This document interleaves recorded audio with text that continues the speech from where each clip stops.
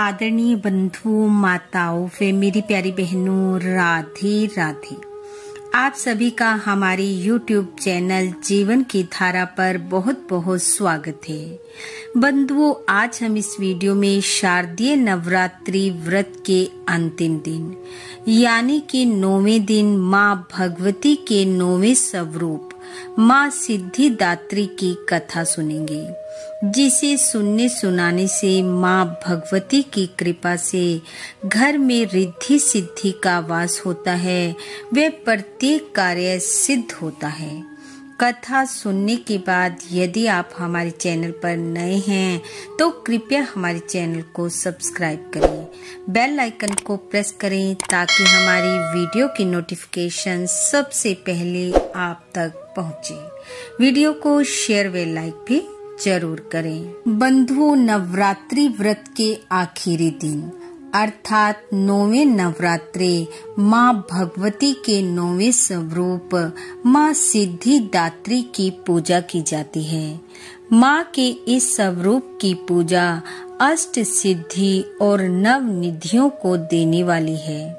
देवी भागवत की कथा के अनुसार भगवान शिव ने माँ सिद्धिदात्री की कृपा से ही 8 प्रकार की सिद्धियां प्राप्त की थी। इन सिद्धियों में अणिमा, महिमा, गरिमा, लगिमा, प्राप्ति, प्राकम्य, इष्टव और वशितव शामिल है। माँ सिद्धिदात्री की कृपा से ही मानव जीवन में ये सिद्धियां प्रवेश करती हैं। माँ सिद्धिदात्री की कृपा से ही भगवान शिव को अर्धनारीश्वर रूप मिला था, जिसमें भगवान शिव का आधा शरीर शिव का और आधा देवी माँ का है। माँ सिद्धिदात्री का प्रसिद्ध तीर्थ स्थल हिमालय का नंदा पर्वत है। माँ कमल पर विराजमान है, इनकी सवारी सिंह है।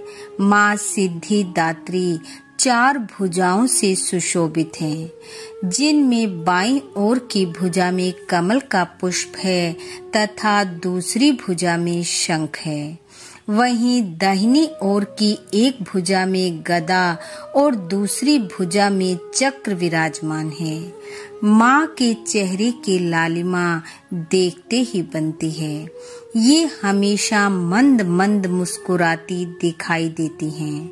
माँ सिद्धिदात्री की पूजा में साधक का मन निर्वाण चक्र में स्थित होता है।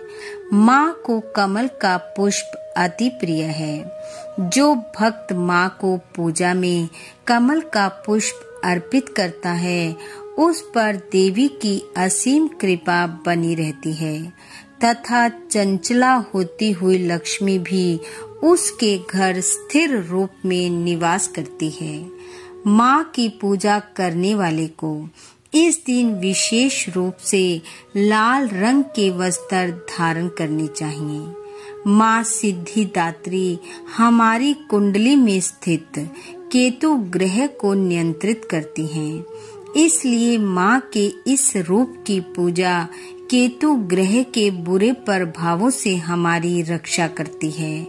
माँ के इस स्वरूप की पूजा घर में अष्ट सिद्धि व नव निधियों को देने वाली है। इसलिए प्रत्येक साधक को चाहिए कि वह माँ सिद्धिदात्री की कृपा प्राप्त करने का निरंतर प्रयत्न करे, उनकी आराधना की ओर अग्रसर रहे। इनकी कृपा से मनुष्य संसार के सभी प्रकार के दुखों से मुक्त हो कर सुखों को भोगता हुआ अंत में मोक्ष को प्राप्त करता है तथा मनुष्य अपनी शक्ति के अनुसार जप तप व्रत पूजा अर्चना कर माँ की कृपा का पात्र बन सकता है।